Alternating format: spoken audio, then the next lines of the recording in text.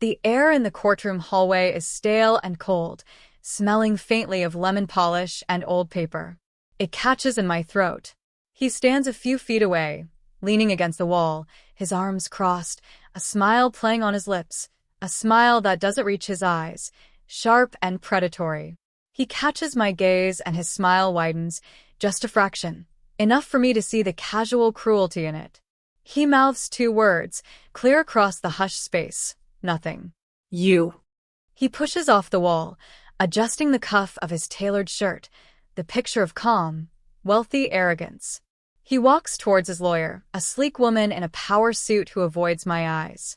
They whisper, and he glances back at me. That same look, amplified now.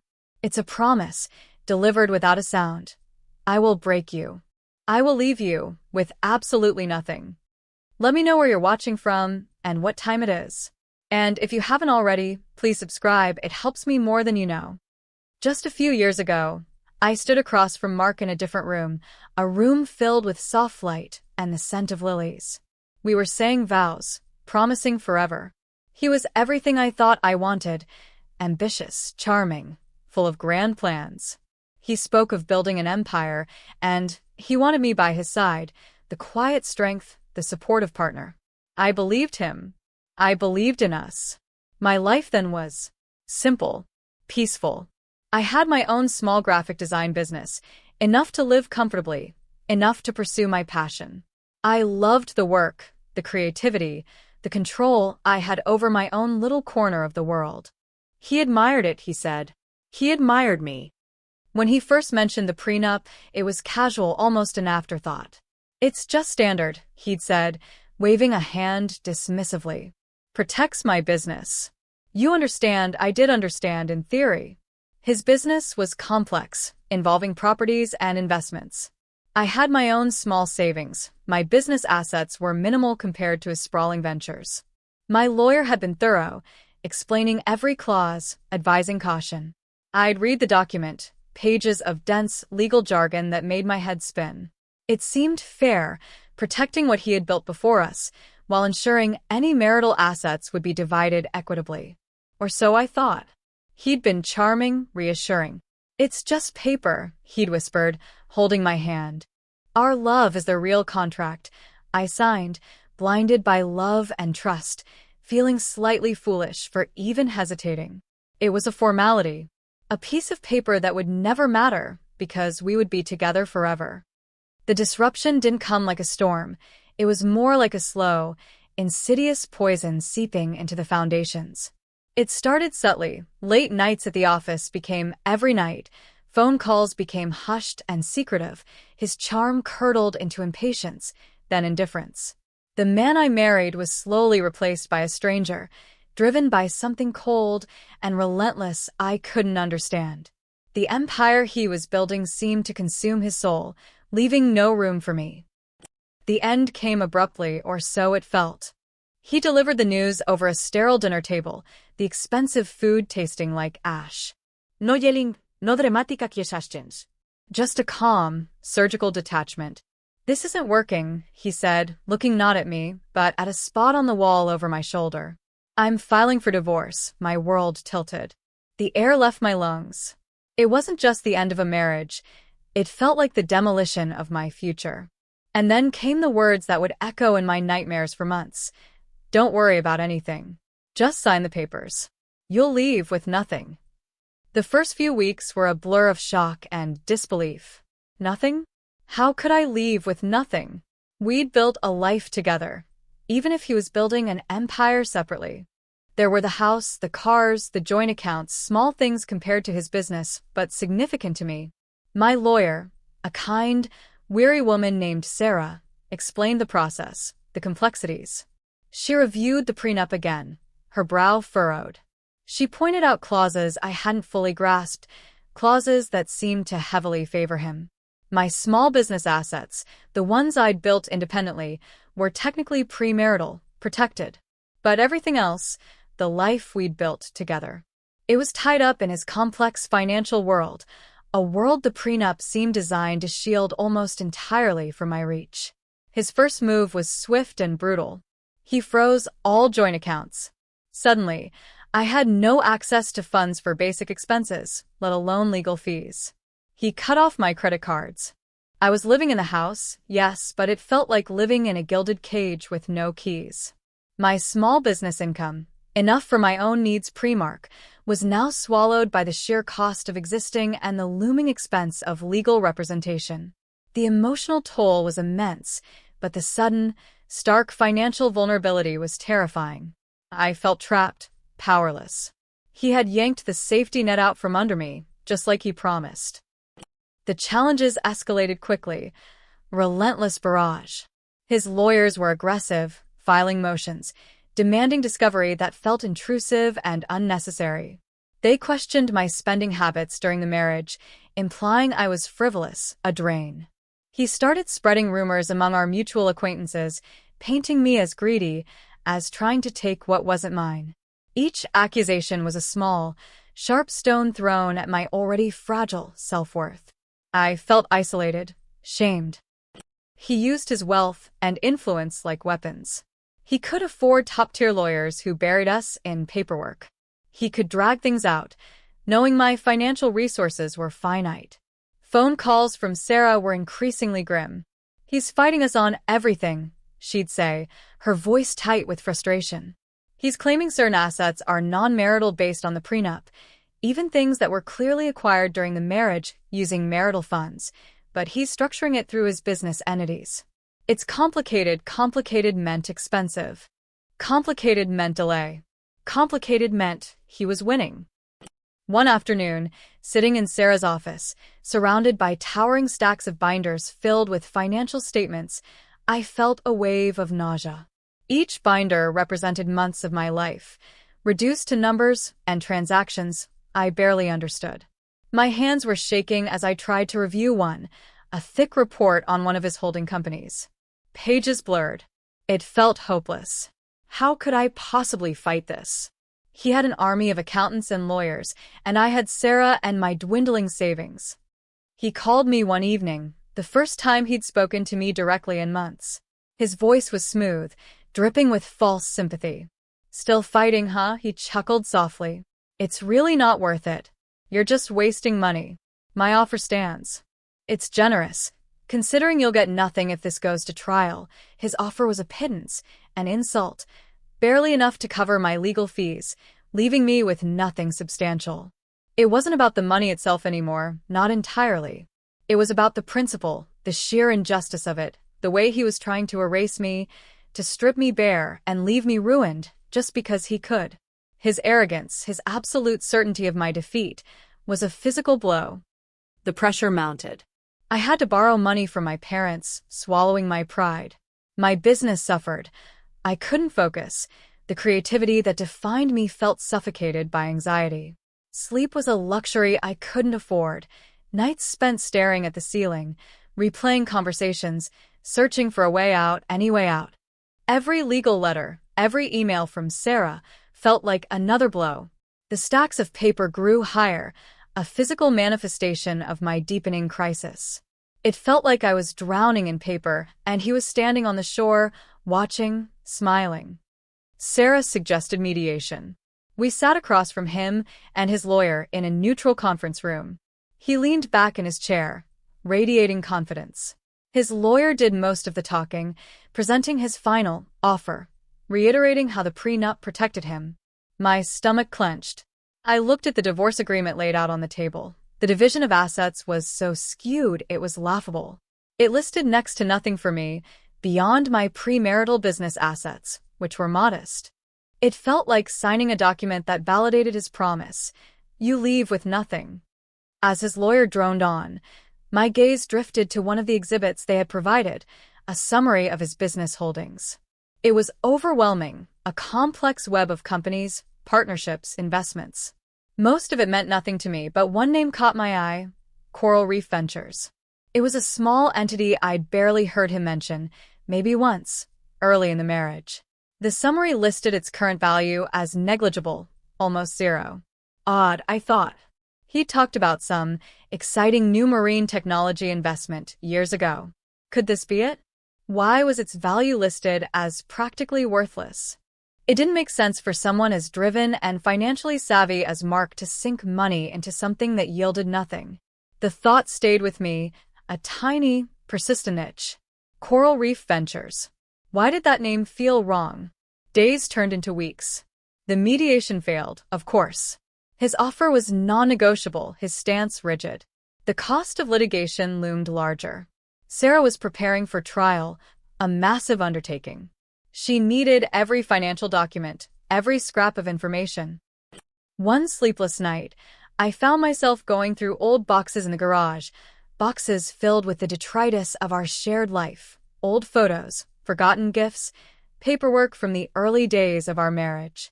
Dust motes danced in the beam of my flashlight. I wasn't looking for anything specific, just needing a distraction, a connection to a time before the coldness set in. Tucked away in a box labeled Mark's old files, something unexpected caught my eye. It was a thick folder, not a legal document, but a collection of correspondence and notes related to his business ventures from around the time we were married, or maybe just before. Most of it was boring, technical, financial jargon I couldn't decipher. But near the bottom, I found a series of emails and memos concerning Coral Reef Ventures. They were dated from the first year of our marriage. Not just technical details, but discussions about funding rounds, potential investors, projections.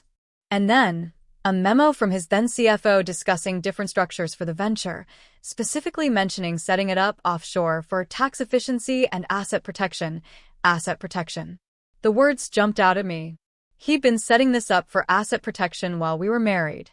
And its value was listed as negligible now? It felt deliberate. I pulled out the relevant papers, a mix of printouts and handwritten notes. My heart started to pound. This wasn't just negligible. These documents talked about significant initial investment, projections for massive growth, plans for expansion.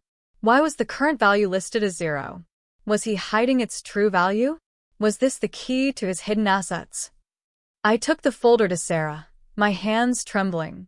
She was skeptical at first. Companies fail, she said gently. Investments don't always pan out, but as she read through the documents, her expression changed. Her eyes narrowed. This structure. Offshore. The timing. She looked up at me, a new intensity in her gaze. This looks like he was intentionally diverting funds and structuring assets to keep them out of sight, potentially even from the start of your marriage. It was a revelation that shifted everything. The midpoint twist. It wasn't just about dividing existing assets. It was about uncovering assets he had deliberately concealed. This wasn't just divorce. It was potentially fraud. But proving it, that was another matter entirely. This discovery gave me a target, a direction, but it also opened up a whole new level of complexity and cost. The battle wasn't just financial anymore. It was a hunt. The deepening crisis hit when we tried to follow the trail of Coral Reef Ventures. Offshore entities, complex corporate structures, layers of shell companies. It was a labyrinth. Mark's lawyers stonewalled, refusing to provide detailed financials for Coral Reef Ventures, claiming it was a separate, premarital investment with no marital value. They fought every subpoena. Sarah brought in a forensic accountant, a sharp, no-nonsense woman named Brenda. Brenda's hourly rate made me wince, but Sarah assured me she was the best. Weeks turned into months of painstaking work, sifting through thousands of pages of financial records, trying to connect the dots, to trace the flow of money from Mark's known entities to this hidden one. The bills piled up. The stress was unbearable. Mark seemed to sense our new focus, and his tactics became even more vicious. He filed motions to limit discovery, accusing us of a fishing expedition. He increased the psychological pressure, sending settlement offers that were even lower than before, accompanied by mocking emails from his lawyer about how much this was costing me, how I was losing, how I should just give up. He says, his lawyer wrote in one particularly galling email, that you are delusional if you think you will get anything beyond your premarital business. He advises you to stop wasting everyone's time and money. My parents were worried, their savings depleting as they helped me. My own business was barely ticking over. I felt like I was sinking, the weight of debt and despair pulling me under. The trail of Coral Reef Ventures seemed to vanish into the offshore mist. Brenda was working tirelessly, but even she admitted it was incredibly difficult without more cooperation from his side. Cooperation he was clearly never going to give willingly. There were days I sat in my empty house, feeling utterly defeated. He was right. He had won. I would leave with nothing. The thought was a bitter poison in my mouth. Giving up felt like the only rational option. It felt like curling up and letting the tide of his power wash over me, accepting the inevitable nothingness. Then, one particularly bleak afternoon, staring out the window at a gray, indifferent sky, I hit rock bottom. There was no dramatic revelation, just a quiet, bone-deep weariness that solidified into a grim resolve. I remembered standing in that courtroom hallway, seeing the contempt in his eyes as he mouthed the word, nothing. I remembered the years I'd spent supporting him, believing in him, pouring my energy into our life, while he built his separate empire. I remembered signing that prenup, trusting him completely, him calling it just paper. It wasn't just about the money. It was about standing up for myself, for the value of my time, my effort, my existence in that marriage. It was about refusing to be erased. He wanted to leave me with nothing? He wanted to mock me? He wanted me to collapse? Not anymore. A cold fire lit in my gut. I thought of the prenup. That just paper he dismissed. Sarah had said it was complex, leaning heavily in his favor, but legally binding. What if? What if I could use it? Not fight it, not break it, but understand it, leverage it against him in a way he hadn't anticipated. I called Sarah. My voice was steady, devoid of the panic that had been my constant companion. Sarah, I said, let's look at the prenup again. Every single clause. Especially the ones about business valuation and disclosure. I had stopped focusing on the unfairness of the prenup or the difficulty of tracing coral reef. I started focusing on the document itself, the rules he had agreed to, the terms he thought protected him. Sarah was surprised by the shift in my tone, my focus. We spent hours dissecting the agreement, clause by clause. The section on business assets was dense. It stated that the value of any increase in his premarital business assets during the marriage would be considered marital property, subject to division. But the method of valuation was key. It specified a detailed valuation process by an independent expert, taking into account all income, assets, and liabilities, regardless of structure. And then, buried deep, a clause about disclosure. Failure to fully disclose assets could result in penalties, including the non-disclosed asset being treated differently in the division. That was it. The turning point. It wasn't just about finding coral reef ventures. It was about forcing a full, transparent valuation of all his business interests as mandated by the prenup he signed, and using the discovery of coral reef ventures not just as a separate asset, but as proof of non-disclosure, triggering the penalty clause. The prenup, his shield, could become his undoing. The final court date loomed. The air in the hallway is thick with unspoken tension. Mark is there, radiating his usual arrogant confidence, but there's a flicker of something else in his eyes today. Maybe anticipation? Certainty? He still believes he's won. His lawyer looks smug. My stomach is a knot of nerves, but beneath it, the cold fire remains. Sarah is calm, her face set. Brenda, the forensic accountant, is with us, her expression unreadable. We are carrying fewer binders than his side, but the ones we have feel heavy, substantial. We enter the courtroom. It feels formal, intimidating. The judge is stern, impartial. Mark and his lawyer present their case, reiterating the terms of the prenup, arguing that Coral Reef Ventures is a worthless, premarital asset, completely separate. His lawyer drones on, confident, citing clauses, presenting summaries that show his vast business empire yielding minimal marital increase in value. It's the same story he's been telling for months, the story designed to leave me with nothing. Mark watches me, a ghost of that cruel smile on his face. He mouths it again, nothing. Then it's Sarah's turn. She stands, calm and measured. She doesn't immediately attack his claims. She starts by focusing on the prenup itself. Your Honor, she says, her voice clear. We agree that the prenuptial agreement is valid and binding.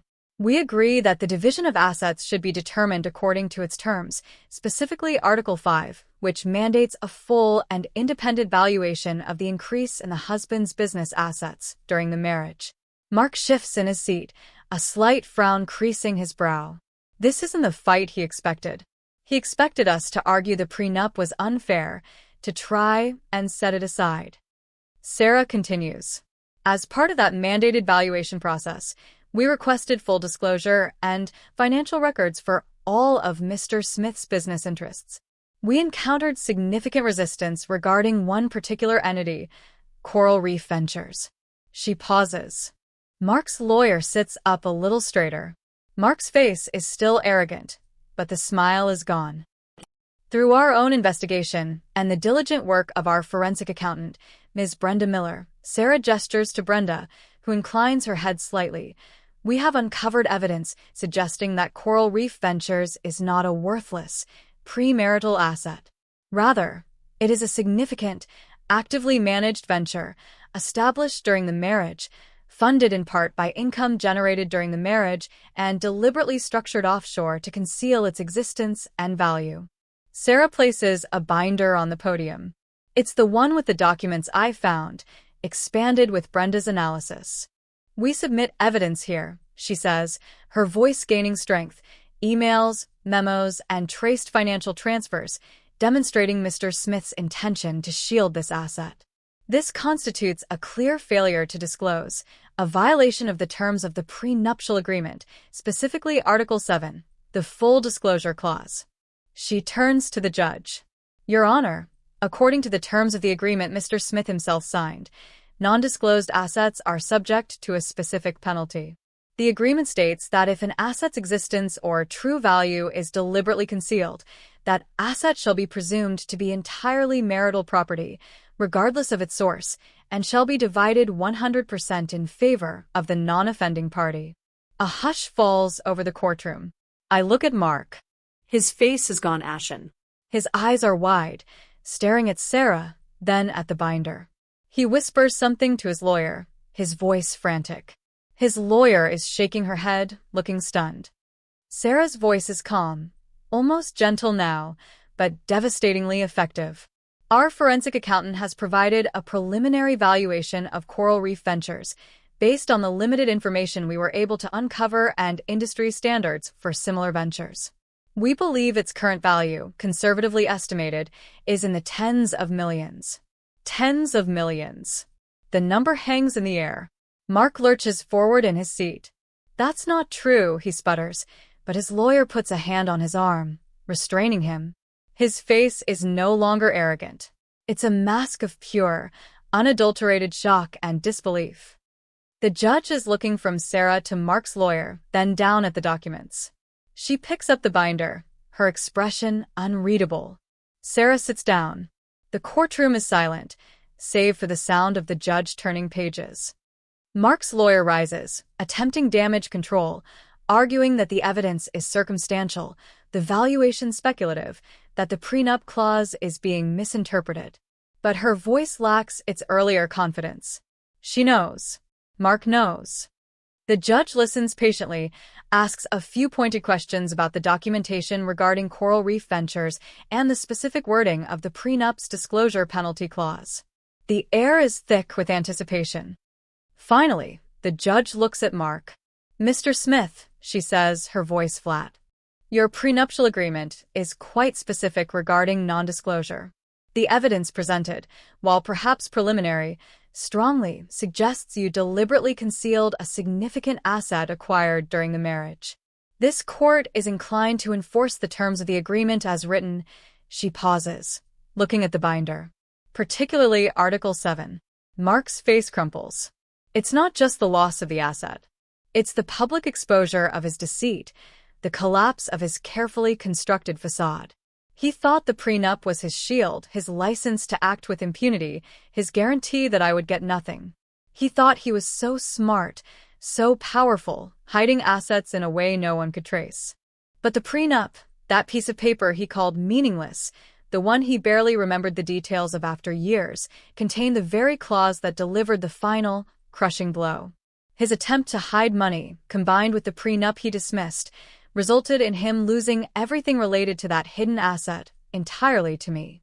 He didn't just lose that battle. His own strategy, his own arrogance, had engineered his spectacular, public defeat. He leans forward, burying his face in his hands, his shoulders shaking. He didn't just collapse metaphorically. In that moment, he looked utterly broken. The man who promised I'd leave with nothing was staring down the barrel of losing millions, precisely because of his own actions and the document he thought protected him. We walk out of the courtroom into the afternoon sun. It feels too bright, too normal. The tension that had been my constant companion for months begins to drain away, leaving behind a vast, echoing emptiness. I should feel triumphant. I should feel elated. And there is a flicker of grim satisfaction, a sense of vindication. He didn't break me. I didn't leave with nothing. I left with what was rightfully mine, and more, because of his own deceit. But the overwhelming feeling is not joy. It's exhaustion, and a profound sadness for the death of something that had, for a time, held hope. The victory feels cold, hard-won, and isolating. There are no cheers, no celebrations. Just the quiet click of Sarah's heels on the pavement beside me, the distant sound of city traffic. The aftermath wasn't an instant fix. It was a slow, careful process of rebuilding. The legal battles continued for a while longer, negotiating the final settlement based on the judge's ruling on coral reef ventures and the rest of the marital estate, which suddenly looked very different with his deceit exposed. The money arrived eventually, a significant sum, far more than I had ever imagined, certainly far more than he intended for me to have. It wasn't just the value of coral reef ventures, but the leverage it gave us in dividing the remaining assets. His credibility was shattered. The man who mocked me was forced to write a very large check. The house was sold. I found a smaller place, quiet, peaceful. I restarted my business, slowly at first. The financial security brought a sense of relief I hadn't realized how much I craved. No more waking up in a panic about how to pay bills, how to survive. But the emotional scars remained. Trust was a fragile thing now, shattered into 1,000 pieces. The experience had changed me, hardened me in some ways, made me more cynical. But it had also shown me my own strength, my resilience. I hadn't realized how capable I was of fighting, of digging, of refusing to surrender, even when everything seemed lost. Looking back, the prenup, that piece of paper I signed so easily, became the unlikely hero of my story. It wasn't the love contract I thought I was signing on my wedding day, but a different kind of contract entirely. A contract about boundaries, disclosure, and consequences. A contract that, ironically, protected me from the very man who insisted it would leave me destitute. His arrogance, his absolute certainty that I was weak and ignorant, that he could hide his secrets and use his wealth to crush me, was his ultimate blind spot. He never saw the power of that paper, or the strength it could give the person he underestimated. Sometimes, late at night, I still see his face in that courtroom, the moment the reality of the disclosure clause hit him. It's not a moment of triumph I revisit, but a reminder of the cost of deceit. He wanted to leave me with nothing. Instead, his attempt to do so cost him dearly, enforcing a contract he thought was his impenetrable fortress, only to find it had a built-in trapdoor, triggered by his own hand. I didn't get a happily ever after, not in the traditional sense. But I got my independence, my security, and the quiet satisfaction of knowing that sometimes the paper trail is more powerful than the emotional manipulation, and the underestimated person can find strength in the most unexpected places. If this story hit close to home, I'd love to hear your version. Drop a comment with where you're listening from and what time it is. Thanks for being here. Subscribing helps bring more of these to life.